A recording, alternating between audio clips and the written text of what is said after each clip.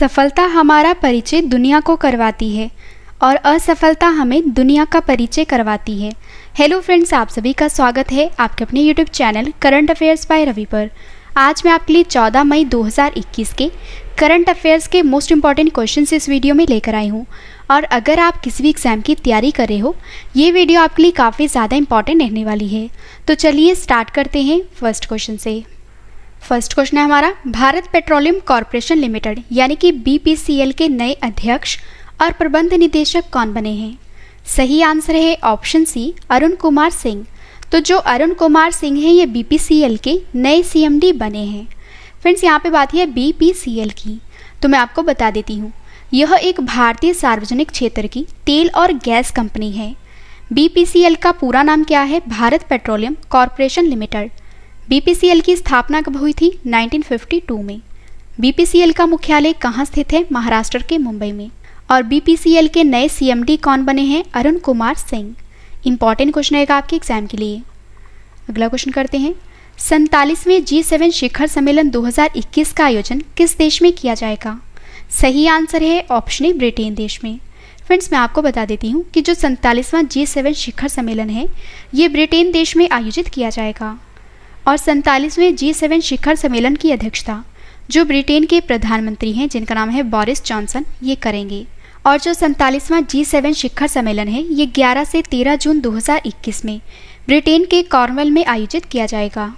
Friends, अब मैं आपको ये भी बता देती हूँ कि 47वें G7 शिखर सम्मेलन में कौन कौन से देश शामिल होंगे। तो 47वें G7 शिखर सम्मेलन में G7 देशों के साथ भारत, दक्षिण कोरिया और ऑस्ट्रेलिया को आमंत्रित किया गया है। लेकिन फ्रेंड्स, अब कोविड-19 महामारी के कारण भारत के प्रधानमंत्री नरेंद्र मोदी वो इस सम्मेलन में शामिल नहीं होंगे। और इस सम्मेलन का जो मुख्य उद्देश्य है वो भी जान लीजिए। तो इस सम्मेलन में वैश्विक स्वास्थ्य सहयोग, अंतर्राष्ट्रीय सुरक्षा, ऊर्जा नीति और आतंकवाद को खत्म करना और व्यापारिक मुद्दों पर चर्चा की जाएगी। फ्रेंड्स, यहाँ पे बात है G7 की, तो आइए G7 के बारे में जान लेते हैं। G7 का पूरा नाम क्या है? Group of 7। और G7 क्या है ये भी जान लीजिए। तो G7 दुनिया की 7 बड़ी विकसित और उन्नत अर्थव्यवस्थाओं वाले देशों का समूह है। और फ्रेंड्स, जो G7 का गठन है ये 1973 के तेल संकट के बाद हुआ था। G7 को पहले G6 के रूप में जाना जाता था, लेकिन फ्रेंड्स 1976 में कनाडा के इंक्लूड होने पर G7 में बदल दिया गया। और G7 में जो 7 सदस्य देश हैं वो भी जान लीजिए। एक है फ्रांस, दूसरा जर्मनी, तीसरा इटली, चौथा यूनाइटेड किंगडम, पांचवा जापान, छठा अमेरिका और सातवां कनाडा। और जो पहला G7 शिखर सम्मेलन है ये कहाँ हुआ था? फ्रांस में। कब हुआ था? 1975 में। क्या भारत G7 का सदस्य है? नहीं। और 46वें G7 शिखर सम्मेलन 2020 का आयोजन कहाँ होना था जो स्थगित कर दिया गया था? आंसर है अमेरिका में। इंपॉर्टेंट क्वेश्चन रहेगा आपके एग्जाम के लिए। फ्रेंड्स, आज की हमारी वीडियो का लाइक का टारगेट है 10,000 लाइक का। अगर आपको वीडियो पसंद आ रही है, मेरी मेहनत पसंद आ रही है, तो वीडियो को लाइक और शेयर जरूर करिएगा।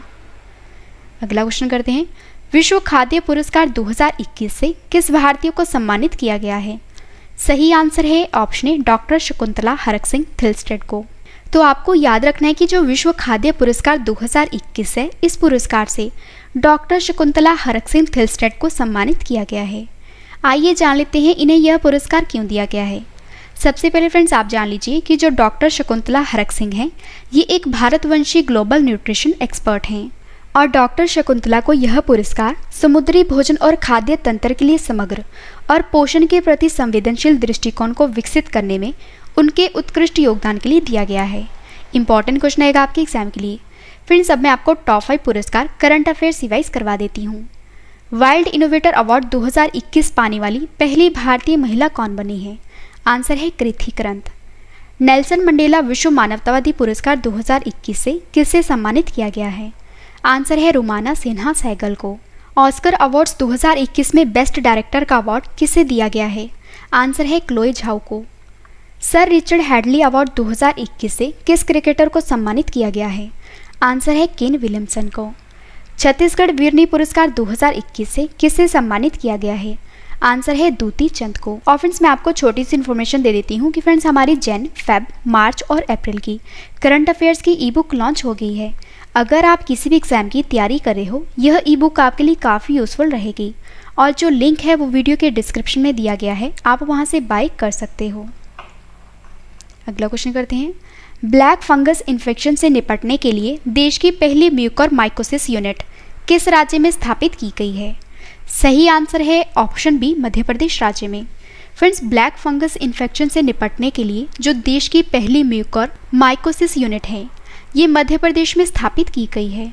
और ब्लैक फंगस इन्फेक्शन से निपटने के लिए देश की जो पहली म्यूकोरमाइकोसिस यूनिट है, ये मध्य प्रदेश के भोपाल और जबलपुर में खोली गई है। आइए अब ये भी जान लेते हैं कि जो ब्लैक फंगस है ये क्या है। तो यह एक फंगल डिसीज़ है जो म्यूकोरमाइकोसिस नाम का फंगल है।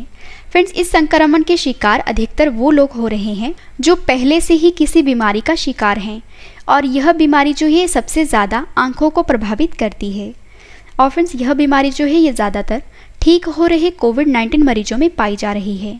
और इसी बीमारी के उपचार के लिए मध्य प्रदेश राज्य में देश की पहली म्यूकोरमाइकोसिस यूनिट को स्थापित किया गया है। तो यहाँ पे बात है मध्य प्रदेश राज्य की। मध्य प्रदेश की स्थापना कब हुई थी? 1 नवंबर 1956 को। मध्य प्रदेश की राजधानी क्या है? भोपाल। मध्य प्रदेश के मुख्यमंत्री कौन है? शिवराज सिंह चौहान। मध्य प्रदेश के गवर्नर कौन है? आनंदीबेन पटेल। मध्य प्रदेश के मुख्य न्यायाधीश का क्या नाम है? मोहम्मद रफ़ीक। मध्य प्रदेश की लोकसभा सीट कितनी है? 29। राज्यसभा सीट कितनी है? 11। और विधानसभा सीट कितनी है? 230। मध्य प्रदेश के कितने पड़ोसी राज्य हैं? 5। कौन कौन से हैं? महाराष्ट्र, छत्तीसगढ़, उत्तर प्रदेश, राजस्थान और गुजरात। फ्रेंड्स, आइए अब ये भी जान लेते हैं कि मध्य प्रदेश के राष्ट्रीय उद्यान कौन कौन से हैं। कान्हा राष्ट्रीय उद्यान, माधव राष्ट्रीय उद्यान, बांधवगढ़ राष्ट्रीय उद्यान, पन्ना राष्ट्रीय उद्यान, सतपुड़ा राष्ट्रीय उद्यान, वन बिहार राष्ट्रीय उद्यान, इंदिरा प्रियदर्शनी पेंच राष्ट्रीय उद्यान, संजय राष्ट्रीय उद्यान, मंडला प्लांट फॉसिल, ये सभी नेशनल पार्क जो हैं ये मध्य प्रदेश राज्य में स्थित हैं। और जो कर्क रेखा है ये भारत के मध्य प्रदेश राज्य से होकर गुजरती है।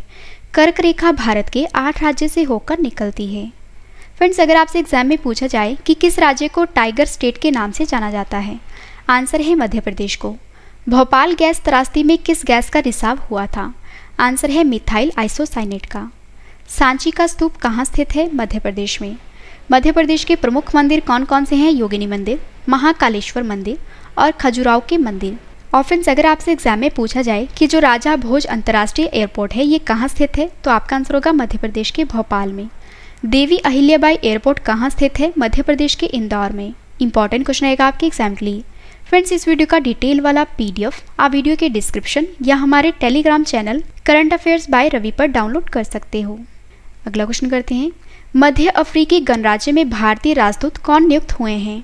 सही आंसर है ऑप्शन सी, रामकरण वर्मा।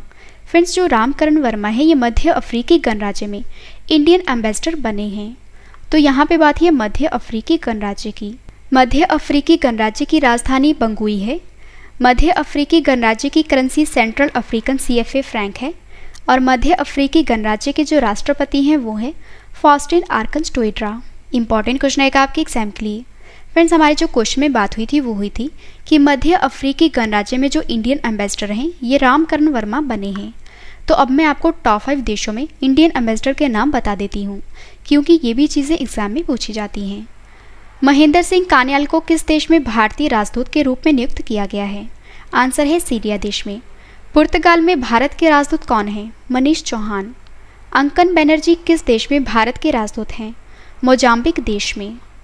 शुभदर्शनी त्रिपाठी को किस देश में भारत का राजदूत नियुक्त किया गया है? आंसर है कजाकिस्तान में। और वीरेंद्र कुमार पॉल किस देश में भारत के राजदूत हैं? आंसर है सोमालिया देश में। अगला क्वेश्चन करते हैं, हाल ही में भारत और स्विट्जरलैंड के बीच भारत स्विस वार्ता 2021 का कौन सा संस्करण आयोजित किया गया है? सही आंसर है ऑप्शन डी, चौथा।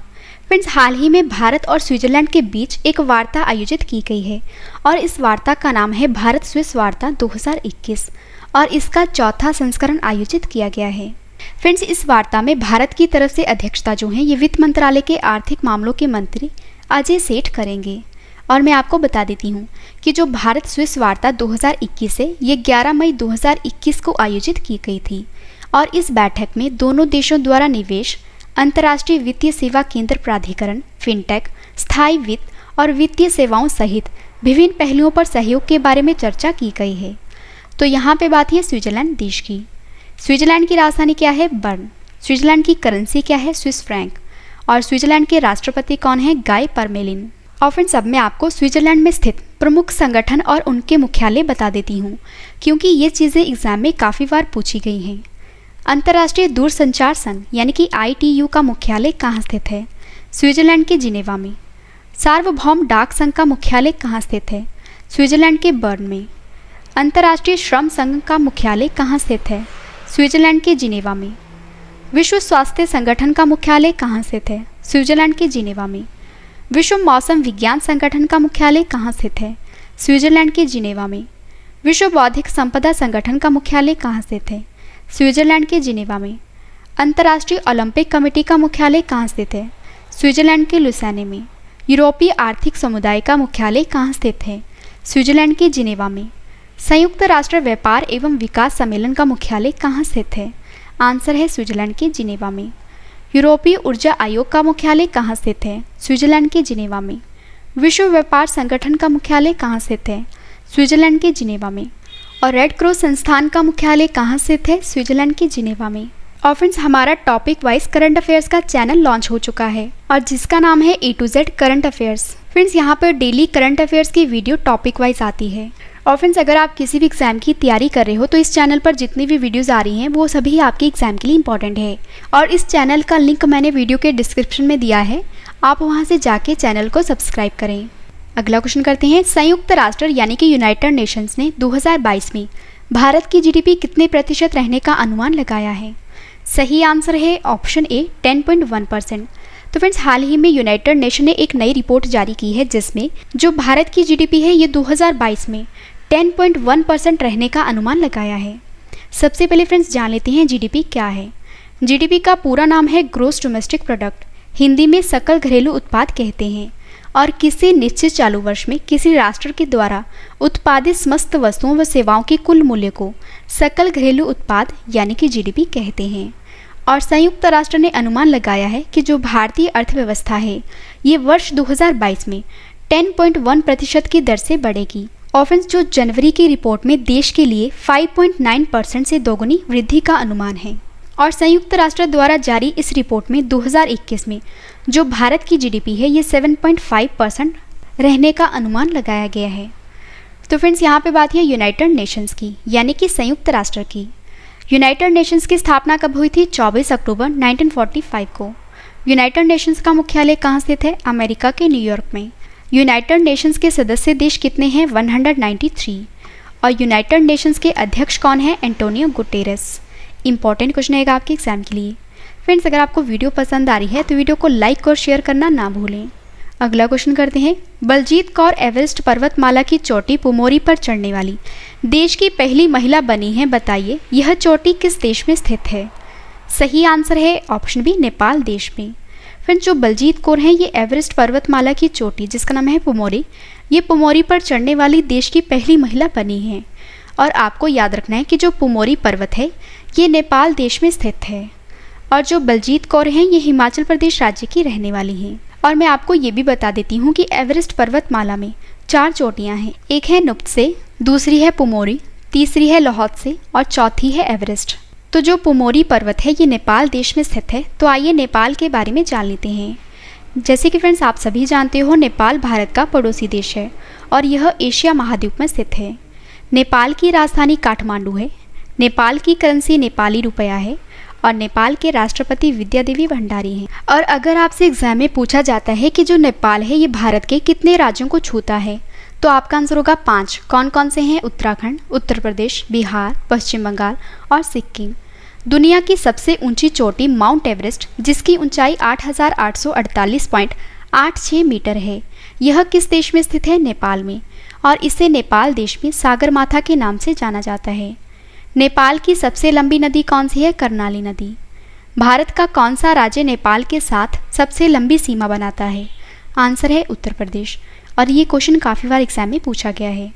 महात्मा बुद्ध का जन्म कहाँ हुआ था? लुम्बिनी में। सारक का मुख्यालय कहाँ स्थित है? नेपाल के काठमांडू में। नेपाल की संसद का क्या नाम है? राष्ट्रीय पंचायत। और फ्रेंड्स आपको ये भी याद रखना है कि भारत और नेपाल के बीच कौन सा युद्ध अभ्यास होता है? तो आंसर है सूर्य किरण। अगला क्वेश्चन करते हैं। ग्रीन ऊर्जा अवार्ड 2021 से किसे सम्मानित किया गया है? सही आंसर है ऑप्शन डी, इरेडा को। फ्रेंड्स, जो ग्रीन ऊर्जा अवार्ड 2021 है, इस अवार्ड से IREAD को सम्मानित किया गया है। और Indian renewable energy development agency limited यानी कि इरेडा को भारतीय चैम्बर्स ऑफ कॉमर्स द्वारा रिन्यूएबल एनर्जी के लिए फाइनेंसिंग इंस्टीट्यूशन में अग्रणी सार्वजनिक संस्थान होने के लिए ग्रीन ऊर्जा अवार्ड 2021 से सम्मानित किया गया है। और फ्रेंड्स, इरेडा को यह पुरस्कार स्पेशली नवीकरणीय ऊर्जा के लिए संस्थानों को फाइनेंस करने के लिए दिया गया है। तो यहाँ पे बात है इरेडा की। इरेडा का पूरा नाम क्या है? Indian renewable energy development agency limited. IREDA की स्थापना कब हुई थी? 11 मार्च 1987 में। इरेडा का मुख्यालय कहाँ स्थित है? नई दिल्ली में। इंपॉर्टेंट क्वेश्चन आएगा आपके एग्जाम के लिए। लास्ट क्वेश्चन करें, facing the mountain are true story of Japanese American heroes in the world war second पुस्तक लॉन्च हुई है। यह पुस्तक किसने लिखी है? सही आंसर है ऑप्शन डी, डैनियल जेम्स ने। तो डैनियल जेम्स ने एक नई बुक लिखी है जिसका नाम है facing the mountain are true story of Japanese American heroes in the world war second.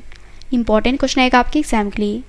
Friends, अब मैं आपको top 5 books and authors current affairs revise करवा देती हूँ। One question that can save your life book को किसने लिखा है? विश्वरूप रॉय चौधरी ने। अगली बुक है हमारी elements of quantitative genetics a conceptual approach book को किसने लिखा है? डॉक्टर स्तुति शर्मा ने। Keep sharp build a better brain at any age book को किसने लिखा है? संजय गुप्ता ने। Bleeding India 4 aggressors 1000 cuts book को किसने लिखा है? विनय कुमार सिंह ने। और India 71 years test the journey to triumph in Australia book को किसने लिखा है? आर कौशिक ने।